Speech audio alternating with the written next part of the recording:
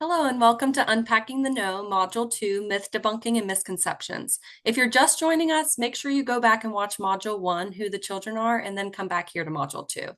My name's Aaliyah Hussman, Resource Family Coordinator for Jewish Family Service of Greater Harrisburg, and I'm going to be presenting today along with Heidi Story, Director of Adoption and Foster Care, who also shared with us earlier in Module 1. The purpose of Module 2 is to debunk myths that we often hear in our work that may keep families from considering children that we've identified a high level of need for. You'll hear a variety of myths that we hear on a day-to-day basis or that maybe even you might have heard. And here's some different perspectives on those areas, including firsthand stories from people directly involved with the system. In addition to debunking myths, we'll also demystify and give further education about some topics, including birth family contact, special medical needs, neurodiversity, and LGBTQ youth. Many families have questions and concerns about logistics, safety, and other complexities surrounding birth family contact for a child in foster care. Over time, many families actually experience a paradigm shift in regard to contact with the child's biological family. In the beginning of their journey as resource parents, many families struggle to understand how any parent could make a choice that results in their child being unsafe. But over time, many families do develop empathy for birth family members and realize that they love their families and their children deeply. They just don't have the skills or supports needed to keep them safe. So if you're feeling a little bit of anxiety about what it might look like to interact with a child's birth family, please know that you're not alone. Many families are able to successfully work together with birth families and build a bridge over their shared love and appreciation for that wonderful child that they're both parenting. Many resource families find birth family members to be great resources to help keep a child connected to their cultural identity or gain medical or hereditary information about the child and help a child maintain healthy connections with their past. For my family, we've been able to maintain contact with healthy birth family members in a variety of ways. This has included phone and email contact between adults, in-person visits, attending birthday parties for siblings, and being present for milestones in the life of the child and the birth family member. My children's birth family invites us to holiday celebrations and travels to cheer on my kids at their soccer games. While this isn't possible in every situation, it is often possible for resource families to build relationships with the people important to their child and maintain those connections. Aaliyah? A common myth we hear is that families should never foster or adopt out of birth order. There have been many studies done on birth order and how birth order affects personality traits in general, but there's little evidence on the books regarding sibling order as it relates specifically to adoption. And there's no actual studies that show adoption out of birth order is harmful for a birth or foster child. In our work, what we find more important is that the family has personality and interests that align with the child, being more important than a child's chronological age. As agency workers, we'll support your family in trying to find a child that fits the unique dynamics of your specific family, along with the unique traits of a foster or adoptive child. It's also important to note that oftentimes children in the child welfare system present at a younger developmental age than their chronological age. For example, a child who's 10 may present behaviorally and emotionally more like a 7-year-old. Therefore, solely ruling out children based on their chronological age may rule out children that could potentially be a good fit for your home. We're going to listen to the perspective of a birth child whose family chose to adopt out of birth order in the video on the next slide.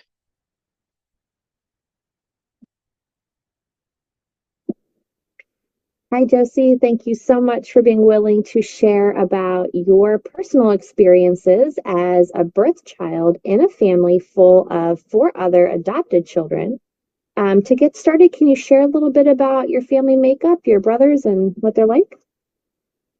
So I started out as the only child, and then I got 2 older siblings. One is many years older than me, and then one is about my age.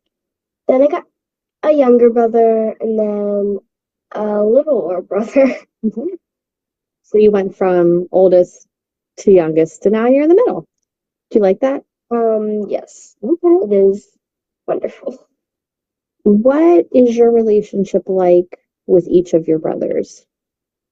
So my oldest brother, he is 17, and we don't talk too much because he's older doing his own thing. But I can look up to him and ask for advice because he went through the same things I might be going through. Having a brother the same age as me has given me courage and feel less anxious. Like on the first day of school, I sat on the bus with him because I was so nervous about that. First day of kindergarten, and that gave me courage because I know he was right there with me. My two younger brothers are both wonderful, and I love playing with them because they're so unique and weird and very creative. They're also, I like seeing them growing up to doing the same things as me, and I can give them advice. I like being that older sister for them to look up to. Mm-hmm. So you made that all sound extremely positive. Are there ever any times that you want to punch someone in the face? Yes, always.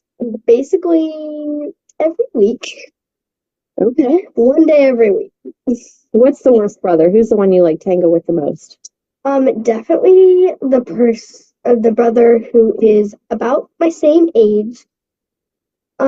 He is like he gets on my nerves all the time, but when we get along, he is so fun to play with and get along with. Awesome. Thanks for sharing that. And finally, like to a family who's considering adopting or fostering a child and thinking about concerns or fears or worries they have about potentially keeping all of their foster children younger than their birth children, what are your thoughts? So I recommend that they do that and not have that fear because having older brothers is just something to look up to. And having younger brothers, they're so creative and smart and they will get on your nerves. All of them will, but they end up being the best brothers or sisters in the world. That rocks. Thank you. And I can tell that you are also a really amazing sister. So thank you so much for sharing your experience.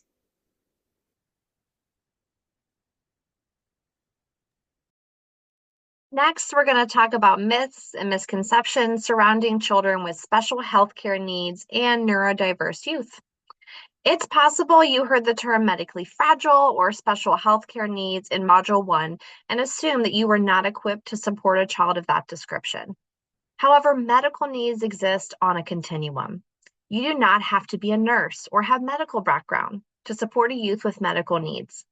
Some youth have ongoing needs that need monitoring, and they take daily medication, or they see a specialist.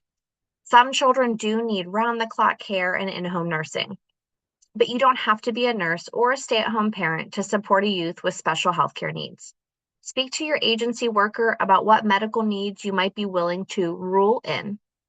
The same is true for youth with behavioral needs.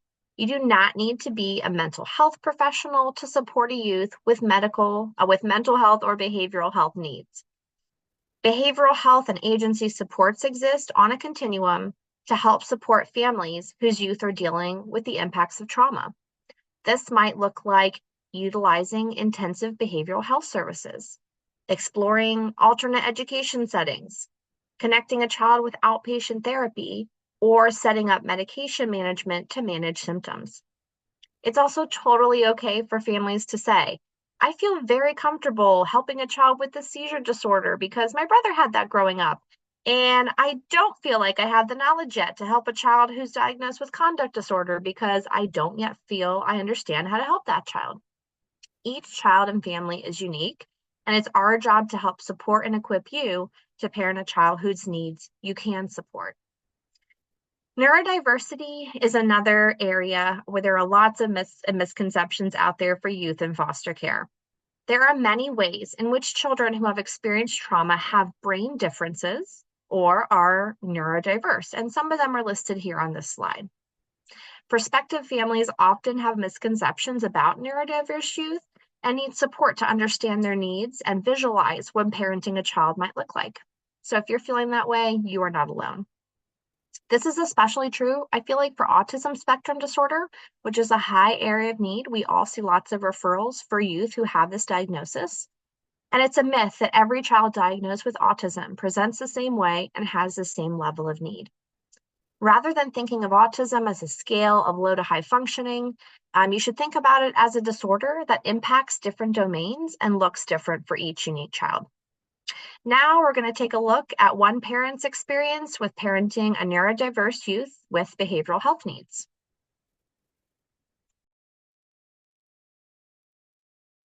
Cassie, thank you so much for being willing to share a little bit about your experience.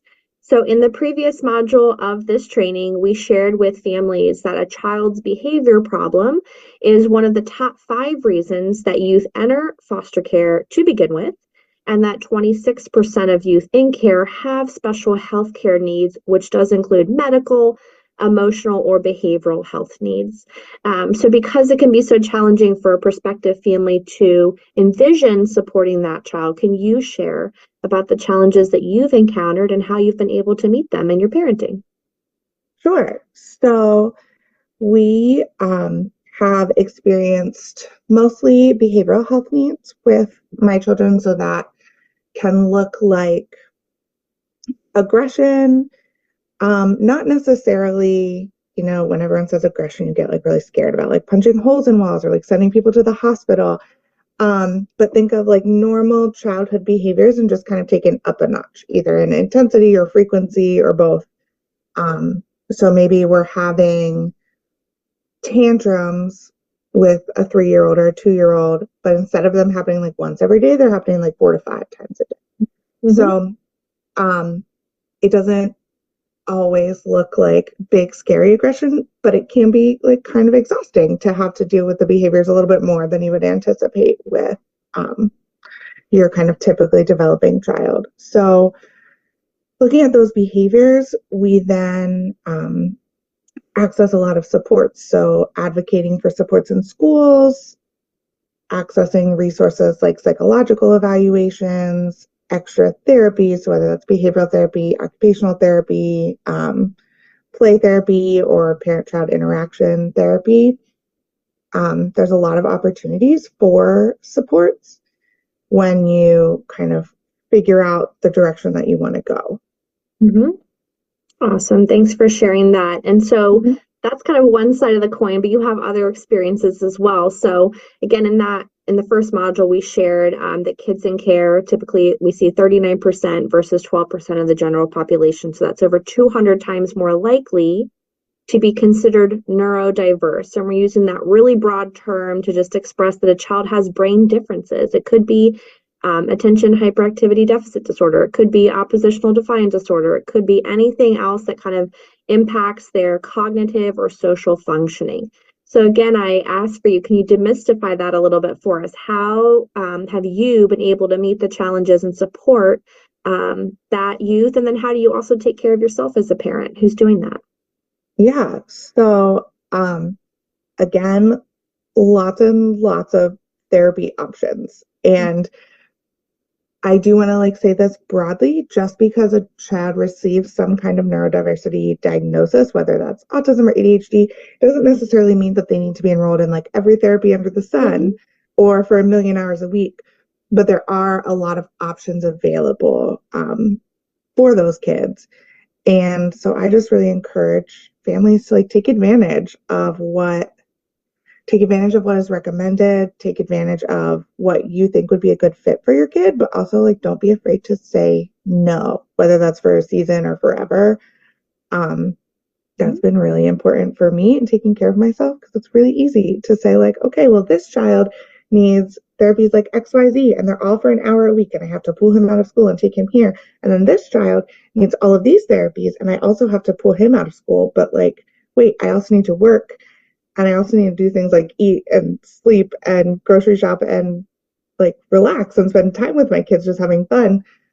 So that can mean like saying no, like, okay, well, this one isn't like top priority right now. So we're going to put it on hold for a little bit so we can have some time as a family. Or we're doing this extracurricular. So we're going to take a pass on this like super specialized therapy and come back to it when the school year starts, or things like that. So definitely take advantage of the services available. Also, don't be afraid to like say no. Just because there is a diagnosis doesn't mean they have to be enrolled in every possible service under the sun. Yeah, absolutely. And I love that, like, it sounds like for you, you've worked really hard to find normalcy for your kids where they Yeah. have diagnoses and issues, but that doesn't mean that they don't get to go to swimming lessons and just do the stuff that regular kids get to enjoy, Yeah. I think. Like, just because you have a diagnosis doesn't mean that you don't get to like be a kid. Mm-hmm. So we prioritize like, let's go to the playground. Like, I don't need to be in therapy 5 nights a week. Like, let's take a night where we like sit on the couch and watch movies, or let's prioritize like going to the playground, or like you said, going to swimming lessons and doing those kind of extracurricular things that aren't necessarily considered therapeutic. I would argue that they are, but that's a whole nother Yeah, soapbox. yeah. I think we both agree that like a child is learning just as much in those regular settings Yeah. as they are in like a formal official type programming. So I love just like the overall picture you just shared about your family, that you are parenting neurodiverse youth and youth with behavioral challenges. You're also really focused on making sure you're connected and attached with your child. You're doing those movie nights, playgrounds, and just getting to enjoy your child, in Yeah. the community, enjoying their unique strengths, regardless of what, diagnosis that they have on paper. It can definitely be easy to get like swept away in diagnoses and therapies and oh my gosh, I need to do this, and this to help them be like the most successful ever. But a lot of times, like giving them a chance to be a kid, really looking at connecting with them, like that goes just as far as any therapy under the sun does, as far as like their relationship with you and just their quality of life. Mm-hmm. Yeah. So I love that. Thank you for sharing that. My last very quick question is, what are, for each of your kids, what are some things that you just absolutely love about your child? Oh my goodness. Okay. Well, my 5-year-old has the strongest sense of justice. Mm-hmm. Family members and I jokingly call him our Batman kid Mm-hmm. because he always wants to do what's right. He always wants other people to like do what's right. And he just like feels so strongly that like people need to be treated right and we need to, do the right thing. And he's so like just kind and loving and wonderful about it. Mm-hmm. And then my youngest is 3 now, and he is just a ball of energy and just a ton of fun. So you'll find he'll like want to climb up your shoulders like a jungle gym, and he'll be like laughing and giggling. And there's always like giggles and running around and like playing sports and doing all the things. He's just so like fun and just Love life. Yeah. yeah, full Yeah. of life. That's a very Yeah. good explanation. Awesome. Thank you so much for sharing that. Absolutely.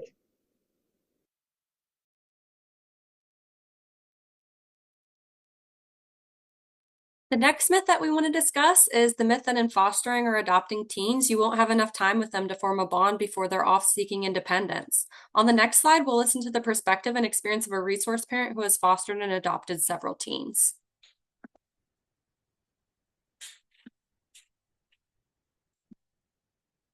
Hi, Nikki. Thank you for joining me today to talk about your experience fostering and adopting teenagers. There's a myth that if you adopt a teen, you won't have enough time to make a bond before they approach adulthood and potentially leave the home. Can you share your experience related to this?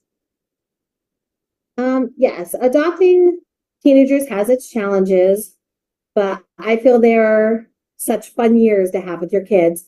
I foster and adopt teenagers, and I have adopted 4, 3 at the age of 15 and 1 at the age of 16.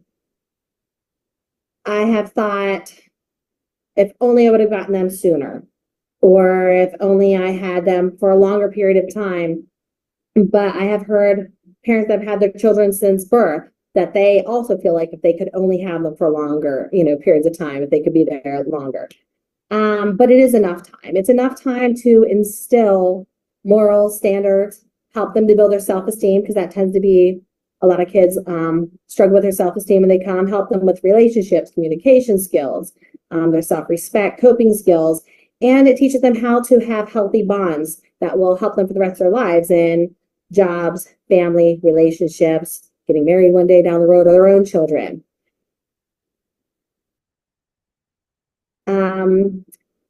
Those few years that you have with them, you can form that bond that it'll be enough and it'll carry them through their adulthood. You don't just have that short amount of time, they go away and you still continue to talk and communicate with children you've had since younger years. You do that as they get older. And bonds do change as you get older with any child.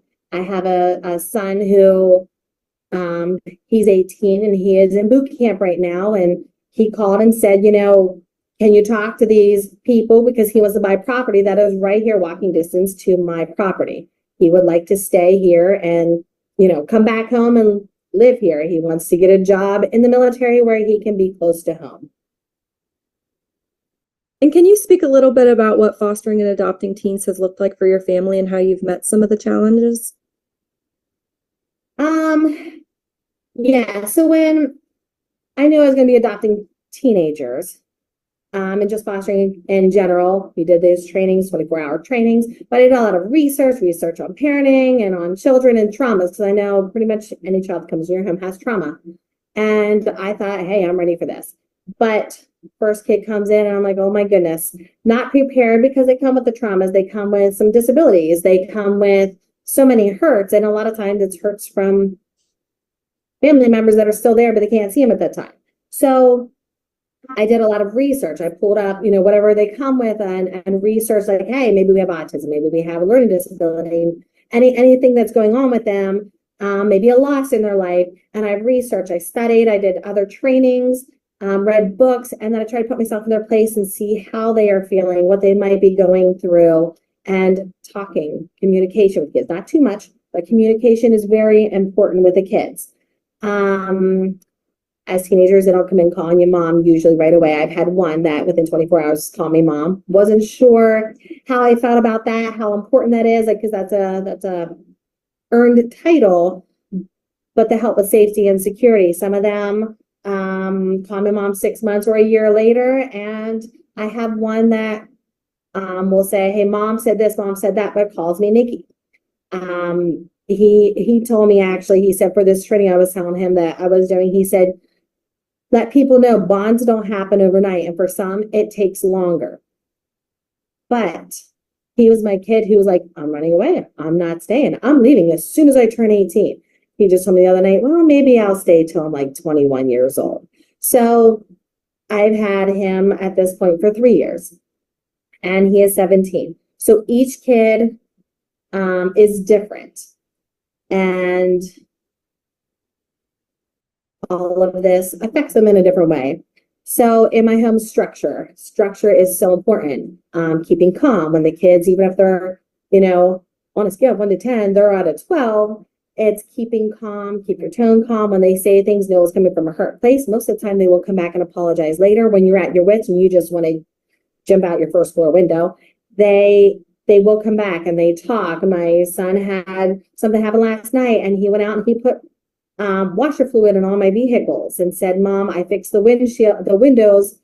I'm sorry. So it takes a while to get there. Sorry is a very hard thing to say and admitting as a teenager. So rules, structure, we have rules posted, very simple, broad rules, but each rule is for each child, but can be handled differently depending on age level, disabilities, and family time. Family time is extremely important. I had to redo my schedule, change my schedule. I had a failing moment as a mom when I got my twins. They're in the backseat of the car. They were with me maybe 2 months, and I realized at 7:30 at night, I'm running around and I didn't give them dinner. I was so upset. So yeah, it's learning that you have to change things, but what we do is dinner every night together at the table, and that is my favorite time of the day. When we sit, we laugh, we joke. Everybody loves dinner time, and you see all the different personalities and how everybody's communicating, and you work with that communication at dinner. There's so much why dinner is so important. And then it's movies or devotions, praying together, doing fire pits, taking walks. So many things that you can do to bond as a family, even if it's as simple as laying on the floor, looking up at the ceiling with all your heads together, and we laugh and giggle, and it's goofy, or playing and running around in the rain. All those things help to bond and build positive, good memories. We also in here, we talk about the traumas. Now, nobody wants to really talk about traumas for the most part. Some do, but most do not. So we might vaguely do that, but we talk about the disabilities, own them. We like that's important. I say just own them here. We laugh, we joke, like, yep, there's a tism moment. It's not an embarrassing thing, and they need to understand, hey, this is what's going on, this is why certain things are happening, or why you feel certain ways, or just letting them understand what it is. So we do go over what the disabilities are, we talk about it, and we make it that, hey, this is not your fault, it's part of you, and that's okay. So all of us have something, and it helps them to continue to bond and grow with knowing and understanding that each is different, and that's okay, and that's what makes the world turn. Well, thank you so much for giving your time to talk about your experiences, Nikki. Thank you so much.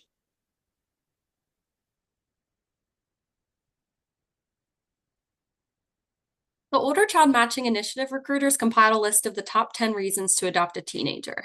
Those reasons are that older youth have more developed personalities. It can be easier to get to know them and match their personality with your family. Number 2, there's typically more information available about the youth's history, strengths, and challenges. Number 3, older youth are able to be more independent and can may require less supervision. Number 4, older youth can bring additional support to your family support network.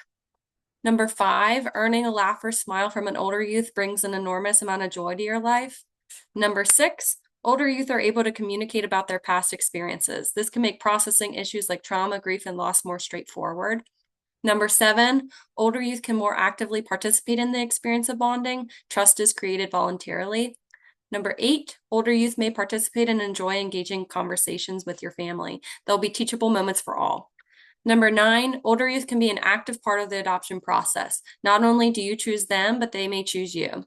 And number 10, there are many older youth waiting for a forever family and not enough homes ready to provide permanency for them. Our teenagers need you.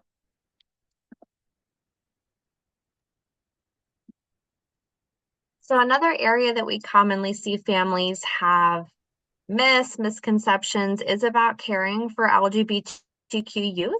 As we overviewed in Module 1, there is a significant overrepresentation of these youth in the system. And as a prospective parent, you might have never considered what it would look like to successfully support an LGBTQ youth. So we just want to demystify that a little bit. We're going to watch a video by parent Michelle, who's going to give us some examples of how to navigate that.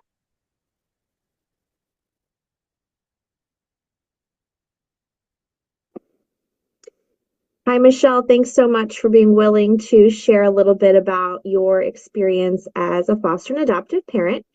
And the goal here is just to help prospective families kind of demystify what it might be like to support an LGBTQ youth. So, would you be willing to kind of just share a little bit about any challenges you've encountered, how you've met them, or like what that's looked like for your family? Yeah, absolutely. Our kiddos came to us pretty young.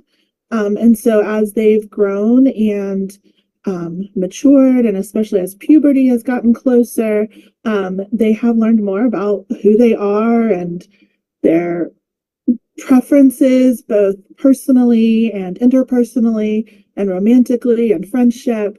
And so we have always just had the philosophy of supporting kids with who they are, what they're interested in, and try to keep them safe and being good moral people, but not necessarily focused on any specific beliefs around who they can love or who they are. So our oldest was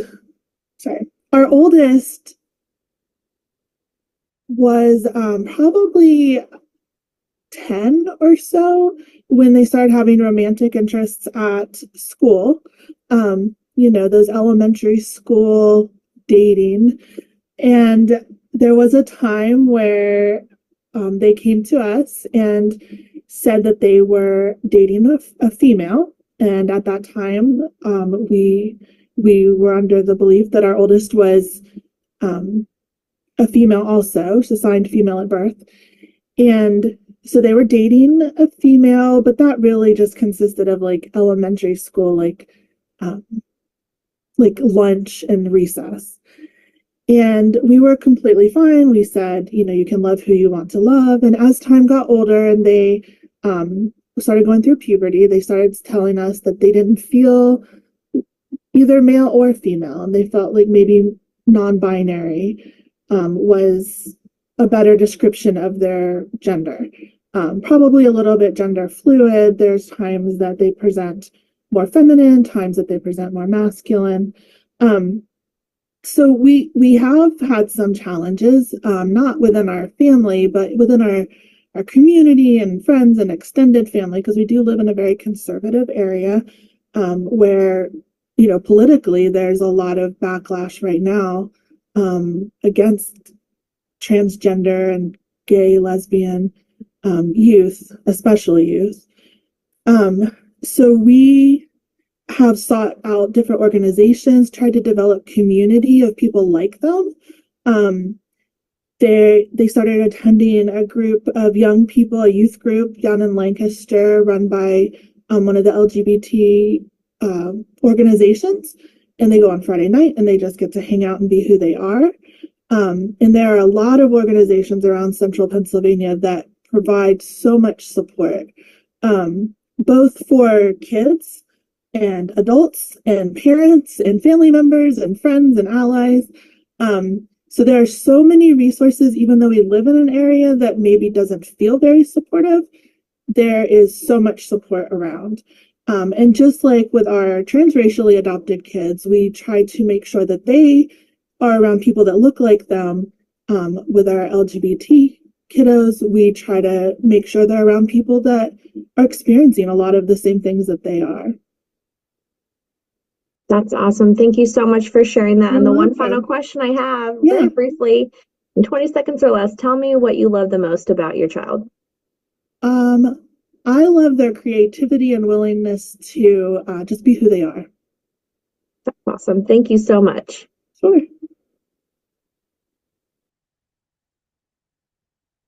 Thank you so much for listening to Module 2, Debunking Myths and Misconceptions. Please check out Module 3 next, The Roles of Agencies.